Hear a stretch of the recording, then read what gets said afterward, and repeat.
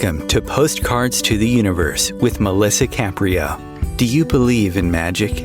What if you were told that all you had to do was get a little creative and work a magic spell to bring anything you can imagine into your life? Here on Postcards to the Universe, we will share manifesting, tips, postcards, creativity, abundance, and prosperity. Here is your host, Melisa Caprio.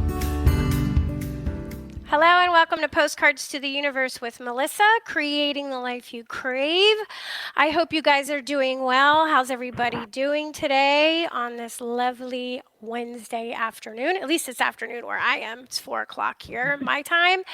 I have a really cool guest on today, Dr. Michelle Gordon, and she's an author and she has a podcast, and her podcast is called Launch Your Life Podcast, and she's going to join me in just a few moments.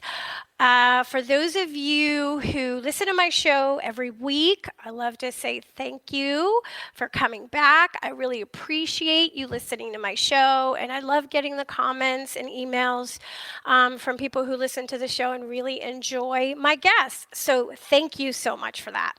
And for those of you who have never listened to my show before and you are new, welcome.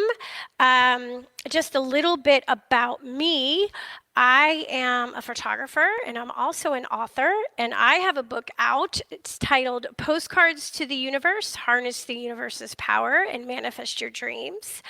And in my book, I have 30 manifesting stories along with the photographs that I took of the contributors manifesting postcards. And in the book, I have a bunch of writing exercises, and it helps us get clear on what it is we want to manifest, because a lot of times we really don't know what it is we really want. We're just going for a certain feeling. Like we may say we want love, or we want happiness, or we want wealth, but we have no idea what that looks like. So the writing exercises helps us get super clear on what it is that we want. And also there's a toolbox full of fun exercises on how to manifest love, money, health, career, and so much more. So if you are interested in doing the inner work exercises and manifesting and reading people's incredible journeys of transformation, inspiration, and manifesting, you can go to your favorite bookstore and purchase a copy. And I'm also always asking people to keep sending me manifesting postcards. You can find out how to do that and where to send it on my website, postcardstotheuniverse.com. And if you're on Facebook, you can join me in my public Facebook group, Postcards of Love, where we share uplifting posts. So each week, I have been posting an image with an affirmation. Usually, it's a postcard I receive from the Postcards to the Universe project, because I keep getting them, which I just absolutely love, with an affirmation written on it. And this week's, I call them magical messages, is a good start is half the work. It's an Irish proverb meaning half of the battle when we want to accomplish something is just beginning it.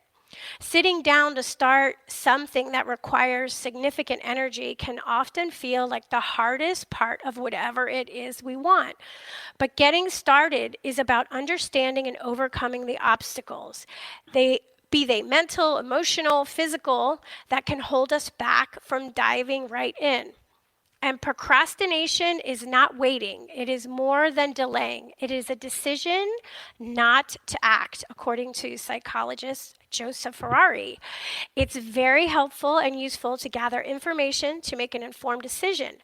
But when one simply continues to gather beyond the point of adequate resources, then they are being indecisive, and the waiting becomes counterproductive. So if there is something that you want, no matter what it is, start where you are. First, it's knowing what you want, and then it's finding the motivation behind what it is you want. Once you know that, then you begin. Sometimes the big goal is way too overwhelming, and we can't handle what that will entail to get there.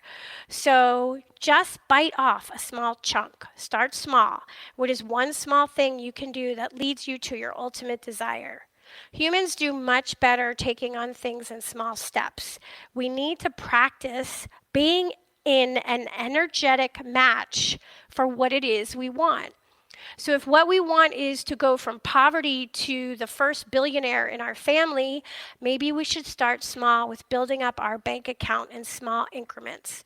And what you will find is as you grow and expand, your money will grow and expand because you become a match for it.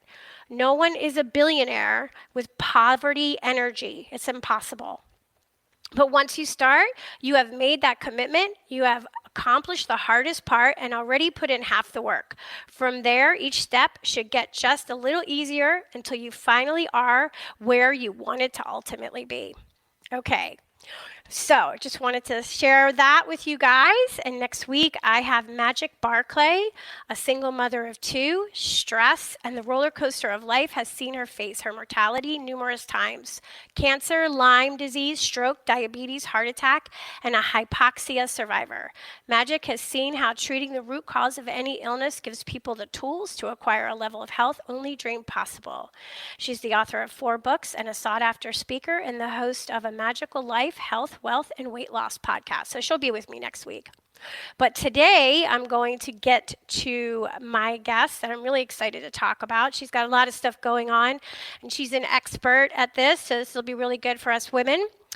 Dr. Michelle E. Gordon, she ran a multi-million-dollar surgical practice from 2005 to 2020 and grew it to 5 surgeons. She is the founder of Menopause Movement, a community of women flourishing through menopause and life.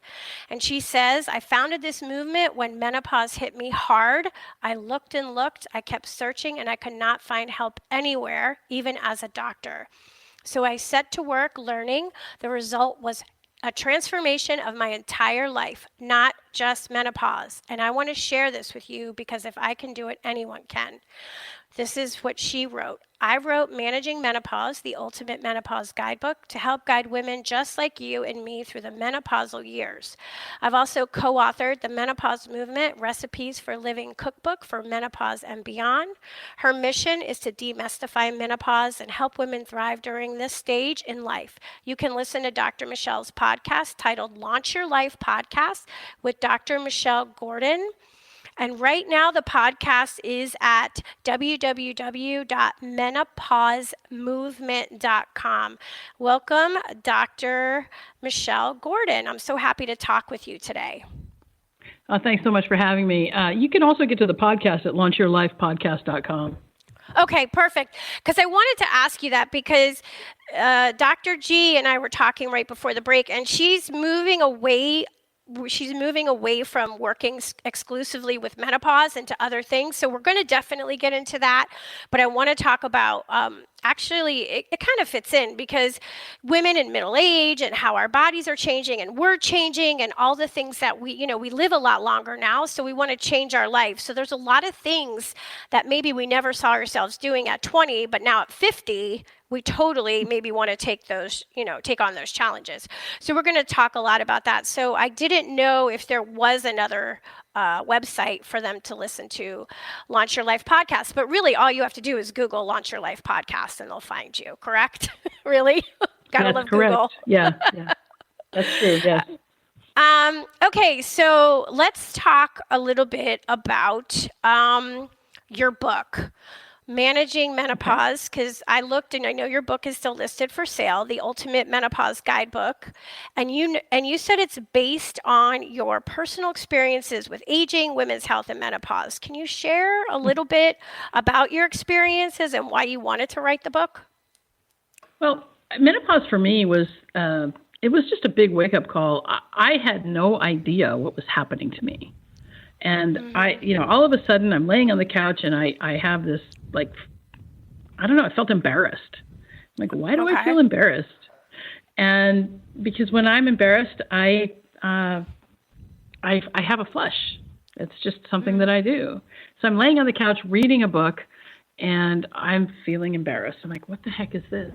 And then it kept happening. And then I started noticing the mood disturbance. And I realized it was probably menopause. I was in my late 40s at the time. And I was like, okay, great. I've got menopause. That's what's happening. I'm going through menopause. This is awesome. How do I get through it? So I went to Google. And Google was like, all all weird scholarly articles, disjointed information, and nothing that was helpful. I was actually looking to find a course on how to get through menopause. And I would have spent money on it, but I couldn't find it. And so I kind of set off looking to demystify it and get people talking about it more. And what I discovered in doing all this was that it was never really about menopause for me at all. I mean, yeah, I had to figure out what was happening with hormones, and I had to figure out why I was gaining weight and why I was so moody. And what I discovered is that menopause for me was really an opportunity for reinvention. And when I discovered that, that's when I started working towards Launch Your Life. Okay. Yeah, that makes sense, because I have heard so many stories throughout the years of women completely reinventing themselves after menopause.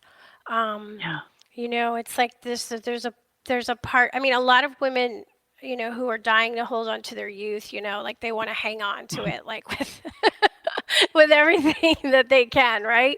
Like they don't want to let it go, But there's something that happens to women in middle age after that part.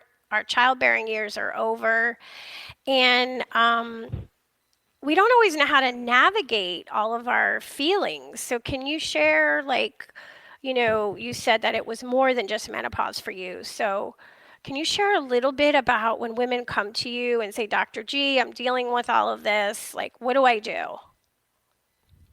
Well, I think the first thing, so I really do focus now on kind of looking at your life in a way like to find out what it is you want more than anything else, right? Kind of like what you were talking about at the beginning with the manifestation and how to create your ideal life. And so usually what I do is I put people through a series of questions of what, if there were no limits, what would your life look like? And then we start to really take action toward it, but often, it's small action. We like to break things down, chunk things down into little teeny pieces, and then kind of keep moving toward it, which is the only way you're ever going to get what you want anyway.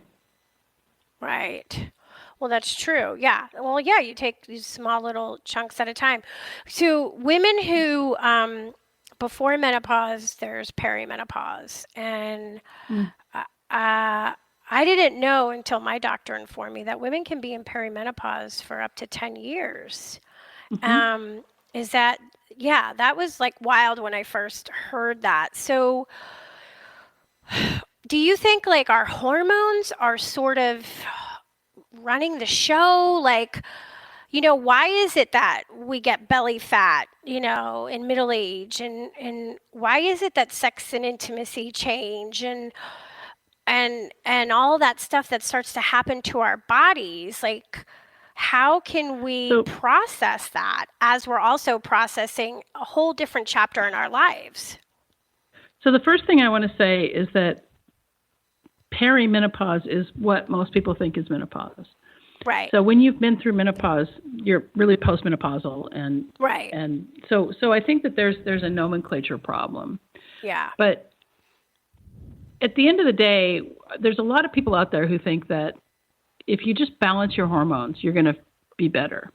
And the problem is that in menopause, you're losing estrogen. All women will go through this process. It's what I like to call the privilege of a long life. Right. And so if we're all going to go through it, then we can manage it in a way. Now, sometimes with loss of estrogen, you can get some mental health issues, and that's what a lot of women complain about, is like not feeling like themselves and really not wanting to kind of go through life that way. So sometimes getting some hormone replacement for a short amount of time can help that. Okay. But in terms of like, why do we get belly fat? We get belly fat because our body stores estrogen in the belly fat. And so that's where our body says, we're losing estrogen. We need to hang on to it. And so it's kind of like Great. I mean, I almost think menopause is a time where it feels like our body's betraying us. It's like a second puberty that we never got told was going to happen. Right. And so we have to really reframe it as it's not a time to look at as a medical condition or something that has to be fixed. It's a time to embrace the change that you can make in your life. It's not really about anything medical. It's really about, hey, my body is changing, and the brain changes with it, and what are my opportunities now to create the life that I really want? I like the way that you frame that. What are my opportunities now? Because, society, like, women, their value after a certain age, they don't have value. And that's what society tells, if you look at movies and television shows and magazines and articles, after a certain age, women become invisible. But I kind of feel like that's a really interesting time to sort of kind of really shake things up in your life and really look at, like, what do I want for me now, right? Because it's all about me now. Like, maybe you were a mother, you raised your children, your husband, you may have been married a long time, or your wife, your partner, whatever it is. Like, now it's kind of about me. And I imagine that it could be scary and exciting. Yeah, it is. It can be scary and exciting. And I think that, we live in a patriarchy, and right. I love men. I think men are awesome. Yeah. I don't have anything against men. I'm not a man hater. But we do live in a world where sometimes women have to walk with keys between their fingers because of sexual assault. Yeah, we do. We live in a world where pregnant women are abused at a rate of about 2 times as much as non-pregnant women. Wow. In physical abuse. And so I think it's really important for us to recognize that this whole thought about the cult of youth and trying to stay young and filling our face with things that, that aren't supposed to be there, to look young and have operations and that sort of thing. The men don't do that. I mean, not all of them. Some of them do. But you know what I mean. Sure. I mean, you look at Harrison Ford, and Harrison Ford is still considered sexy and at 75. Right. And, Shirley MacLaine, who doesn't look like she ever had anything done to herself, looks like this old hag and is treated that way. Right. Right. And so I think it's really important for us to remember that it's the patriarchy that's putting these expectations of women having to look young. And, why is it that in movies, the old man is with a 20-something and there's no old women? I know. Okay, so, wait, before we continue this, because this is really good and this is helping, I think, women who are middle-aged who are listening to the show right now. So stay tuned, guys, and we'll be back in just a couple minutes. Stay tuned. Conscious media for conscious minds. OMTimes. Host your show on IOM-FM, the radio network of OMTimes Media, one of the more recognized brand names in the conscious community, and is backed by the extensive marketing reach of OMTimes. Hosting a show on IOM-FM immediately connects you with our extensive dedicated community. Hi, I'm Melisa Caprio from Postcards to the Universe, creating the life you crave. Do you believe in magic?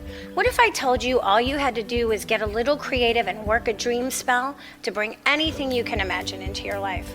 Well, guess what? I've got the spell for you. Postcards to the Universe, a global movement for manifestation, is a casting magical tool for you to use whenever you want. How does living in passion sound to you? Join me in my movement where you get to create in the magical playground. Let's think outside the box and do some playful conjuring. By casting out our desires with a manifesting postcard, we explore our hearts and allow the alchemy of our dreams to appear. And don't forget to tune in each week here on OMTimes Radio with my show, Postcards to the Universe, creating the life you crave at 4 p.m. Eastern Time. I share tips on creativity, abundance, and prosperity, and you will be introduced to the coolest guests, trailblazers, mystics, and creatives who enrich our lives. Shift Your Life at Shift New York. This year, the 16th annual Shift New York Holistic and Psychic Fair will celebrate your healing and wellness.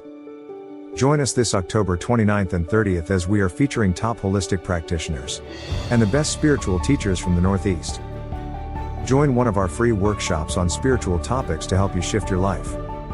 Discover dream interpretation, animal communication, sound healing, and so much more.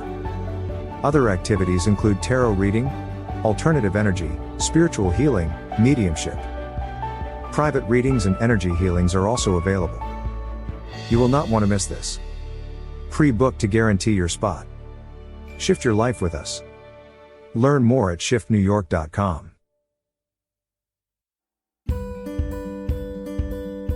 The rainbow is God's promise of hope for you and me. And though the clouds hang heavy and the sun we cannot see, we know above the dark clouds that fill the stormy sky, hope's rainbow will come shining through when the clouds have drifted by. Teresa Caprio is the president and founder of Rainbow Guardian Inc., a nonprofit 501c3 serving the intellectually challenged/developmentally disabled, including autism. Teresa started the foundation in 1995 so she could help make a better life for her intellectually challenged daughter. Her dream is that the Rainbow Guardian will provide the necessary tools and education to help the public understand the special needs population, because it's often discarded in mainstream society. To find out more or make a donation in support, please go to www.rainbowguardian.org. Rainbow Guardian's special mission is to see these unique people live a happy, full life and have a future of liberty and equality.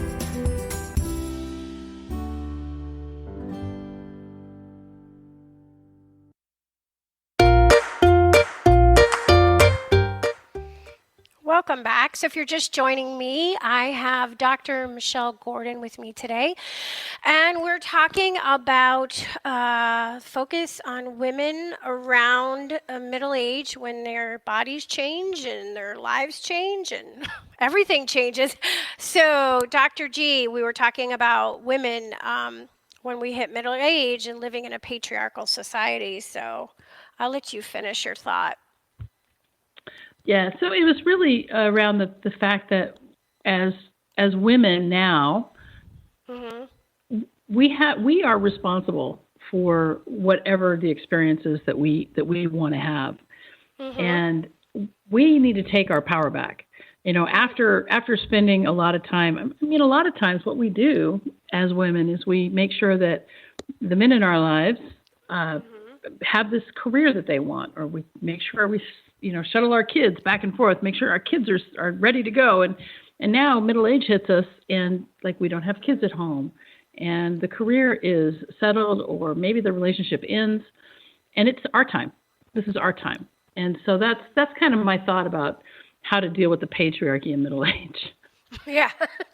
Well, you talk about, because you relaunched everything with Launch Your Life podcast, and you're talking to women. I mean, you also, like my show, you have guests on that you interview, but you're talking about women reinventing themselves. So can you share a little bit about what that would look like? Like, you're married, you've been married 25 years, your children are grown up, they're either in college or they're having their own babies or whatever, or they're out of the house, and you're looking around going, what do I do?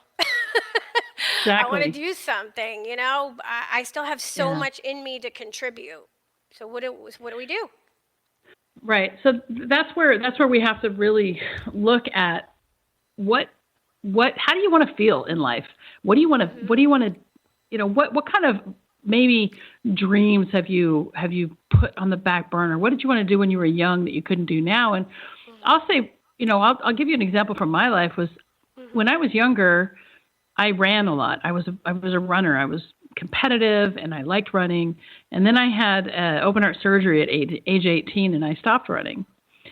And when I I don't know, in my early 50s, I started riding a bicycle again and working with a coach, and eventually I started running. And while I was never as fast as I was at 18, I was able to go a lot further. And I think the height of my fitness was in 2018 before I had some injuries. And I ran this race in Falmouth called the Falmouth Road Race. It's a really popular race. It's like 7 miles. And I ran it at an 11-minute per mile pace, which is pretty good for a 50-something, overweight lady. And and it felt really good. And I mean, it was probably the furthest distance I'd ever run without stopping. Yeah, I mean, I did in training, but in working up to that. And I was thinking, if I can do this, what else can I do? I mean, because this body now can do a lot more than it could when I was 18 because I never tried to push it. So what else can I do without injury? But it's more than that. What happened for me was I was running this really successful, busy surgical practice. We were super busy. We were going to 2 hospitals. I had 4 people working for me as surgeons, and I had a big staff. And I started realizing that I was super unhappy, like really, like I hated I got up in the morning, I hated every day. It's like, what the heck am I doing? Why am I doing this? And I got really depressed at one point, and I wouldn't say that I planned out a suicide, but I did have a contemplation, like it would go through my mind. Yeah. And when one of my surgeons actually did die by suicide because of a divorce he was going through, it gave me the opportunity to really look at my life, and it was just such a wake up call. I was like, you know what, I don't want to live like this. And so I kind of started working. That was in November of 2019. And so then the pandemic hit, right, in early 2020, and I was working the front lines of the pandemic as a surgeon. And I was in New York, all right? And New York was the front line of America. We had the first wave of it, and nobody was surviving. And everybody was on a vent. Everybody was on their stomach. Everybody was dying. I mean, it was demoralizing. And then on top of that, just to walk into the hospital, it was like going through a gazillion hoops, and then operating in the operating room. The elective cases were shut down. Going into the operating room, operating on people with COVID, wearing 3 masks and, double gloving and all the things because I didn't want to get this scary disease. Sure. And then, watching people that I know and love that I worked with who didn't survive it. And and I was like, this is not how I want to live my life. This is not how I want to live my life. And that's when I really made the plan to leave medicine. And I did. I left medicine in July of 2020, just closed down the whole practice. Wow. So you sound my life. Yeah, you sound like super. Just listening to your story, I can feel how burnt out you must have been, at that stage because you were already not happy, right? So you were already dealing with your own personal journey of where you wanted to be and what you wanted to do, and then the pandemic hit and you were on the front line. Yeah. So I'm not surprised. I'm not surprised you just said, I'm closing up shop, we're not doing this anymore. I can't. Yeah, it was just awful. And I mean people are still dying from COVID. It's not like it's over. Right. But it's people who are, much higher risk than just the general person. Yeah. Nowadays. And we have the vaccine. The vaccine helps. Yeah, I'm glad you mentioned that people are still dying because people don't realize that. They think like, oh, it's over. No, it's not. But yeah. Oh, I still wear a mask inside. I still wear a mask on airplanes, but I'm, at least I'm in the UK right now. I'm not even in New York. So it's like 9:30 p.m. right now in the UK. I was just there in June and July. I love it. It was great. Nice. Yeah. So a lot of women, my friend group is mostly 40s and 50s, right? This is my age group, my closest friends. And a lot of of my friends, and I hear this just in general and family, a lot of them are burnt out, just burnt Yeah. out. Like, have done so much for their partners or their children, or, supporting other people. And now they're at that stage. And, we all talk about it, oh, I'm having hot flashes. Oh, I'm having this. Oh, I can't lose, my stomach anymore, so, we complain to each other.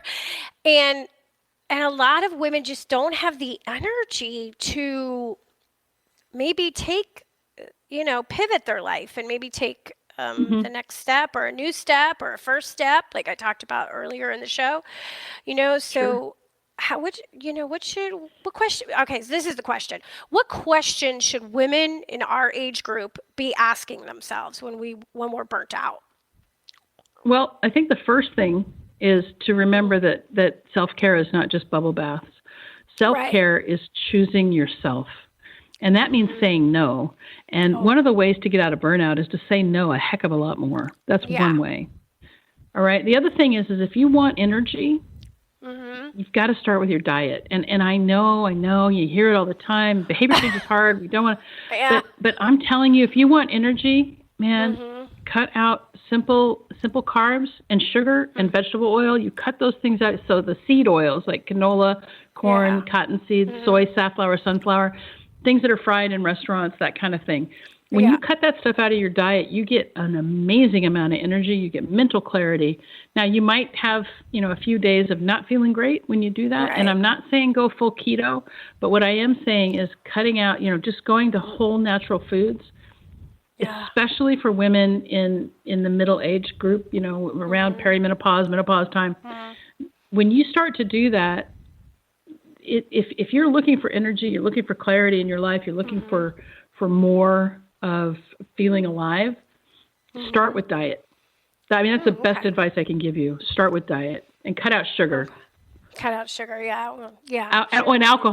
And alcohol. And alcohol. Oh, no, just kidding. I'm not a big drinker. Here's the thing about alcohol. Here's the thing about alcohol. And I read this book by Annie Grace recently called This Naked Mind. And as a doctor, there's a lot of things I didn't know about alcohol.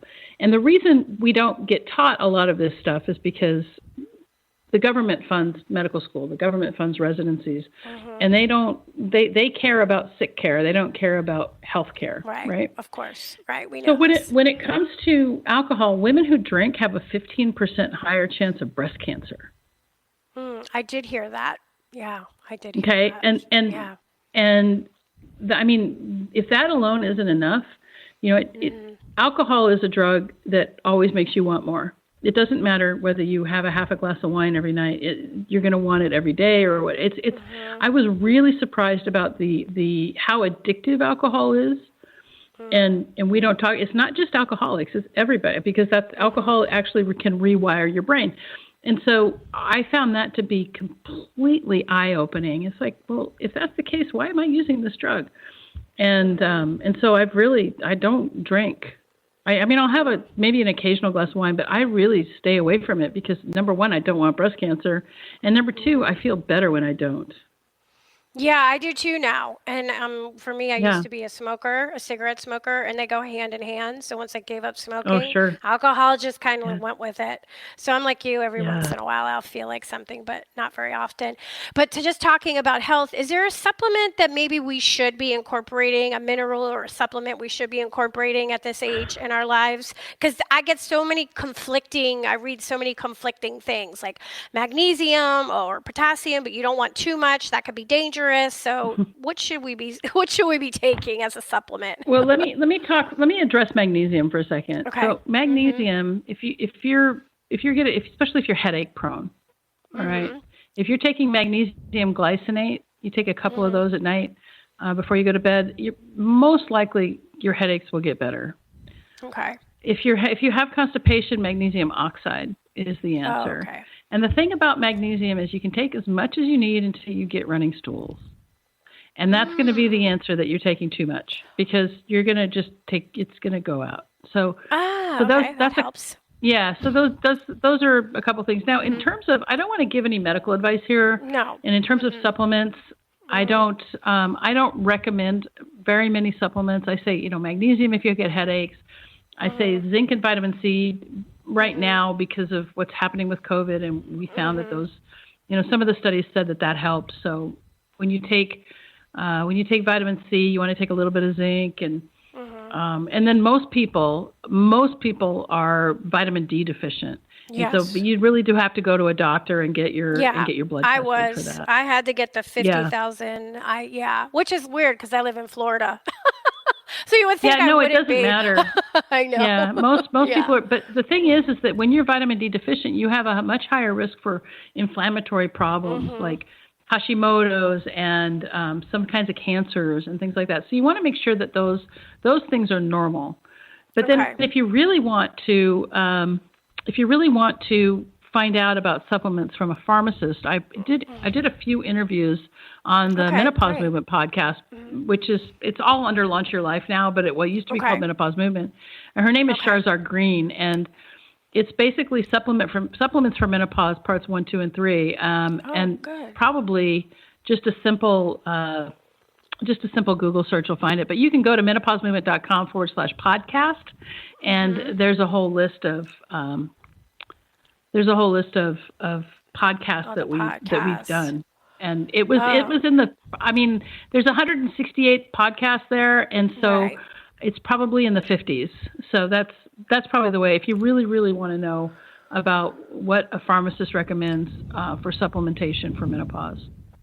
Okay, good. That's good to know. And I will go back and I'll look for those because, like I said, you get so much conflicting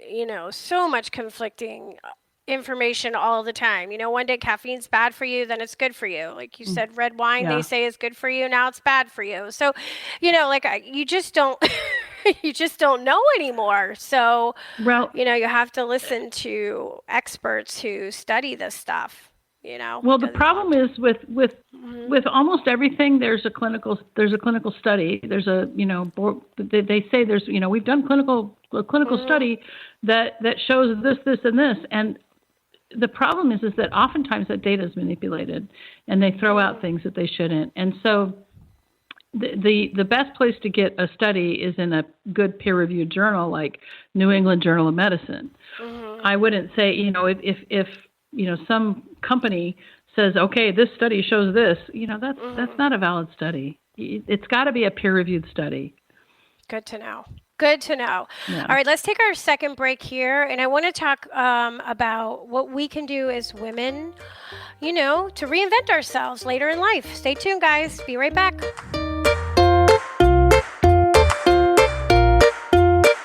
The Real Conscious Connection. OMTimes Radio. IOM FM.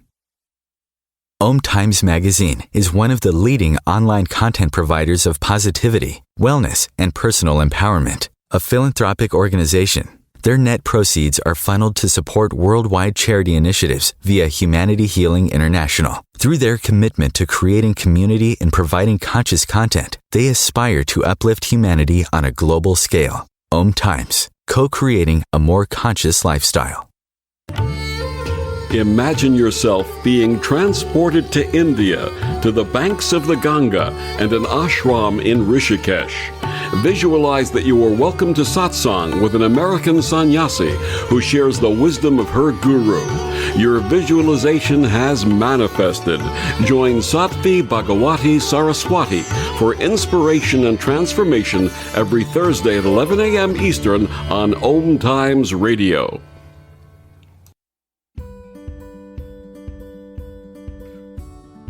Hi, I'm Melisa Caprio from Postcards to the Universe, creating the life you crave. Do you believe in magic? What if I told you all you had to do was get a little creative and work a dream spell to bring anything you can imagine into your life? Well, guess what? I've got the spell for you. Postcards to the Universe, a global movement for manifestation, is a casting magical tool for you to use whenever you want. How does living in passion sound to you? Join me in my movement where you get to create in the magical playground. Let's think outside the box and do some playful conjuring. By casting out our desires with a manifesting postcard, we explore our hearts and allow the alchemy of our dreams to appear. And don't forget to tune in each week here on OMTimes Radio with my show, Postcards to the Universe, Creating the Life You Crave at 4 p.m. Eastern Time. I share tips on creativity, abundance, and prosperity, and you will be introduced to the coolest guests, trailblazers, mystics, and creatives who enrich our lives. If I could be you, and you could be me, for just 1 hour. if you could find a way, to get inside each other's mind, walk a mile in my shoes. Walk a mile in my shoes. walk a mile in my shoes. We've all felt left out, and for some, that feeling lasts more than a moment. We can change that. Learn how at belongingbeginswithus.org. Brought to you by the Ad Council. Walk a mile in my shoes.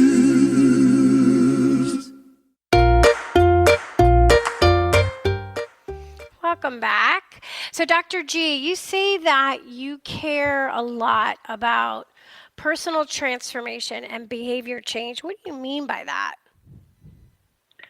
Well, I think that in order to get what we want in life, we have to become a different person. And, Okay. I think about back in the way that I lived my life, and I was acting as if I were a medical student before I got into medical school. I was acting as if I was a surgeon before I went to surgical school, right? Yeah. And so those are just a couple of examples, but I just remember telling people, what do you, people would say to me, what do you do? I say, I'm a doctor.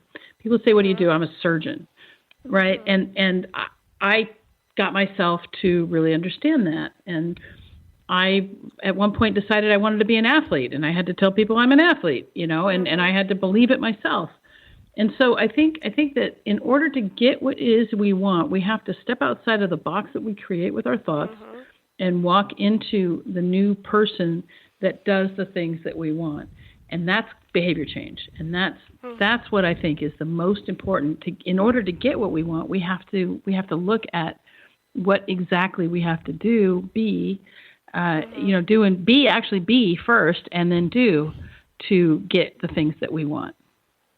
Yeah, that sounds exactly like what I talk about in manifestation. I talk about that in my book. It's you affirm already what you are, so that you can attract energetically that to which you want, right? So if you're saying I want to be that, there's always the desire of wanting. It's never I never have it because I'm always wanting it. So I like that you said I'm a doctor, I'm a surgeon, I am an athlete, and my background is visual arts, photography.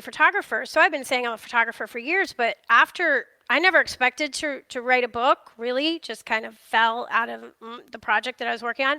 And it took a bit for me to be able to say I'm an author. Like, didn't feel comfortable at first, before the book was even published. I was saying that. So I definitely understand what you mean when you're saying we have to change our behavior. And I think a lot of women suffer like guilt, when they start doing stuff for themselves. Why do we have that message? Why do we feel guilty? We decide to turn the focus in on ourselves. Yeah, so guilt is just blame turned inward, and it's this automatic thing that we do. And I think I'm going to go back to the patriarchy. In Western countries, women are taught to be servants, and when we step outside of that servant role, that caretaker role, and start to choose ourselves, we can have some negative self-talk. But negative self-talk also comes from how we were raised, and when the subconscious mind, so the main thing comes down to belief at the end of the day. So if you have a belief that let's say that the sky is red, right? It doesn't matter how much I tell you the sky is blue. The sky is going to be red in your mind, no matter what. Yeah. So when it comes down to, let's say you want to make $1 million. So let's say, okay, I'm going to make $1 million. Great. But if your belief is that money is the root of all evil, how can you ever, you're never going to do the things you need to do or be the person you need to be a millionaire, because money is evil. And so it's a matter of undoing those subconscious beliefs that just come from our parents. Money doesn't grow on trees. And, I'm sure you do a lot of talk about money manifesting in your I use that example, actually, the one you said, money is the root of all evil. I use that in the book, and I talk about that a lot, because who's going to attract money if you think it's evil? Who wants that, right? If that's what your belief is. Yeah, but that's true. But there's more to that. I mean, I really, so weight loss, for example, I mean, look. Yeah. We want, there's a couple of reasons why women want to lose weight, right? Women want to lose weight because they don't feel comfortable in their bodies. Women want to lose weight because of societal norms. Now, if your belief is that you are not somebody who wants to lose weight, but you're trying to do it because of society, then you're never going to be able to lose weight. You're never going to be able to change your behavior to eating more protein and exercising more, because you are not somebody who really wants to lose weight. And in one of my last cohorts of my course, the Launch Your Life course, one of the ladies came to a realization that, I don't want to lose weight. I'm happy with my body, and I'm just going to love it the way it is. And, I have this example that I give. At the end of 2018, I went on a cruise down to, down to the islands to watch the fireworks, okay? And every time I looked in the mirror, I said to myself, I hate you. And I caught myself. I'm like, well, shoot, man, how am I going to do anything I want to do if all I do is look in the mirror and say, I hate you? And so I had to change that. Of course. But that came from, just so much comes from the subconscious programming that happens in us before the age of 7. And having somebody who can help you uncover that can just make all the difference. Yeah. So you said you have a program. So not only do you have your podcast, you have a program that coincides with it, Launch Your Life. So what does your program look like?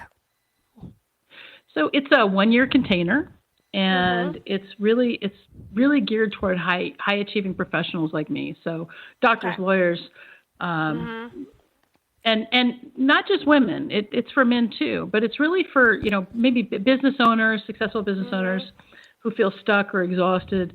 And it's really weekly meetings with some education that's, it's in an online kind of format, but it's really, how do you become your own best friend? How do you listen to the voice in your head, but not let it affect your behavior? How can you live your life in a way that what other people do are just things, and they aren't going to change your attitude? Or how can you make every day a great day? And that's what we address. Okay. Now, do you work with people as a group, so they all work with each other also, or is it a one-on-one experience just with you? No, it's a group, and I love the group setting because we're older, we're accomplished professionals, and what I love about the group setting is that I don't have all the answers.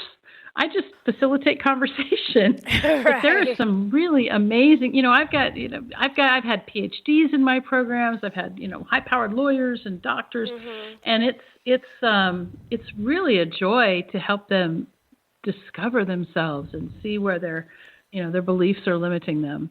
And that's my pride and joy. It's just so great to see people finding out what it is they want in life and then taking action toward it. Yeah, I imagine people are really quite astonished and probably grateful when they find out what their self-limiting belief is, right?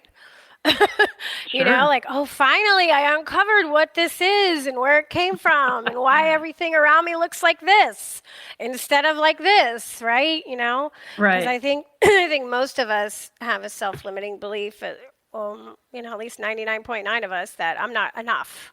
And you're not enough in whatever area you're not enough in, whatever that looks like to you, right? I'm not enough. So we carry that. That's a strong belief.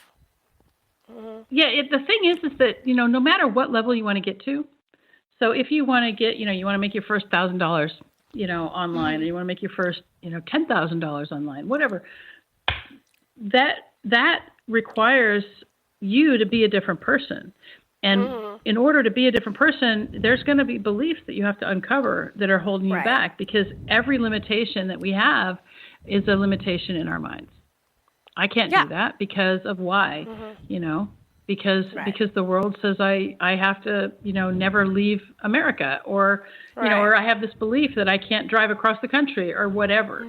And, just to say, I've been in the UK, and I was in France too, but since September 29th, and I'm not going back till November 8th. And I was just like, you know what? I don't have to, I quit surgery for a reason. And one of my core values is travel. And so I'm like, I don't have to stay in New York. I can go places. And last winter, I drove across the country. I was like, I'm done. I don't want to do another New York winter. And I drove to California, and I stayed in California for, a couple months, and then drove back. Yeah, I love that kind of stuff. I've done that before. Yeah, that's fun. It's great. And I took a lot of photographs too, because I consider myself kind of a photographer as well. Oh, good for you. That's always the best part. I love it. I love doing that. So I want to just share a little bit, because I want to know what you mean, and maybe this could help somebody listening. You talk about turning adversity into a blessing. What would that look like? Can you give us an example? Well, I think the best example I can come up with right now is when my medical director, his name was Jim, died by suicide. That was a hugely adverse event. Oh my God, I imagine. And it turned out to be a great event in my life, because it made me look at the life I was living, and it helped me to realize that it wasn't the life for me anymore. And so I think that anytime something happens, it isn't until we put a label on it that we can start to suffer, because things happen and they're neutral. They're just things. Right. And then when we decide that it's good or it's bad, then we can have, either elation or suffering. But when you start to look at circumstances and let circumstances really define your happiness, then you're not really kind of choosing happiness. What you're choosing is, actually, you're not choosing anything. You're giving up your power to a circumstance, which doesn't care. The circumstance doesn't give a crap about how you feel or what happens or anything. It's just a thing. It's just a thing that happens. It's completely neutral. So that was probably one of the best lessons I've learned in my whole quest for, I guess, peace and understanding. Yeah, I understand that. I would have to say mine has been resistance. Once I realized that resisting something that happened, basically based off of what you just said, caused me so much more pain and anguish than if I would have just accepted what happened. It was still going to hurt, but I could move on from it once I accepted whatever bad thing happened. But, I was such a resistor, because no, that can't happen. No, it can't happen. Well, it happened. So I can say it can't happen all I want. It already happened, and that has helped me grow tremendously, I would say, over the last probably 10 years, I think. I've really grown. I think that's, I think that's really, really key to recognize resistance for what it is. And usually it's a clue that there's a breakthrough coming. And, when we start to just allow, and this was such a big lesson for me in the last, 4 years or so, but allow the universe to do its thing. And when you because what, listen, it's a trite phrase, but what you resist persists. Yeah, and it's true. And it all comes back to how do you like really allow the universe to give you what it is you desire, and you have to when you resist, the universe is just going to say, well, I'm trying. Yeah, right. It's true. I'm trying. I'm trying, but I just, it's not going to happen.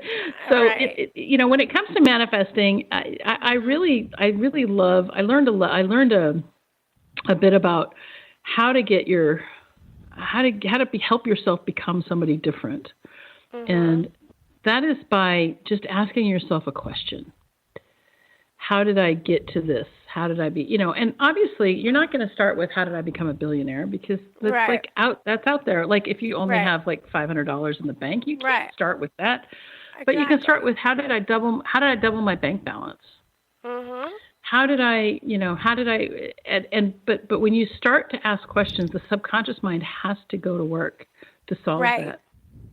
To answer that question. I like that. That one is not in my toolbox, so I may have to take it.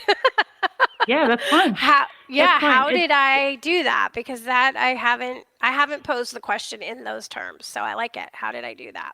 As if it's already so done. if you do it, especially if you decide a good question for, like, let's say your goal is to, leave your job.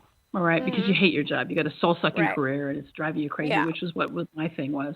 Is how did I create a new career? How did I create a new path? I mean, there's a lot of ways to ask that question, and so then you write it down. And first thing in the morning, just before you wake up. Or you can do it. You can get in a meditative state, and you can ask yourself that question over and over once you get there. But it takes about 20 minutes, 30 minutes to get into the right state for it, where you can ask the question. But if you do it just in the morning, just as you're waking up. Right? And you have it, you put it in your mind before you go to bed, and you wake up, because you're in that meditative state just before you wake up, right? It's like, how did I do this? What were the steps? How did I do this? And then your subconscious mind goes to work to get it. Yeah. And Neville Goddard, who was big in the 70s, wrote a book called Feeling is the Secret. And he preached that the human imagination is God. I love that. Okay, Dr. G, it was such a pleasure having you. Oh my God, I got so much out of today. Thank you so much for being my guest. Guys, check out her podcast, Launch Your Life Podcast with Dr. Michelle Gordon. Okay, thank you all for listening to Postcards to the Universe with Melissa, creating the life you crave. And I'm wishing everyone a wonderful week filled with joy, abundance, and love. Peace.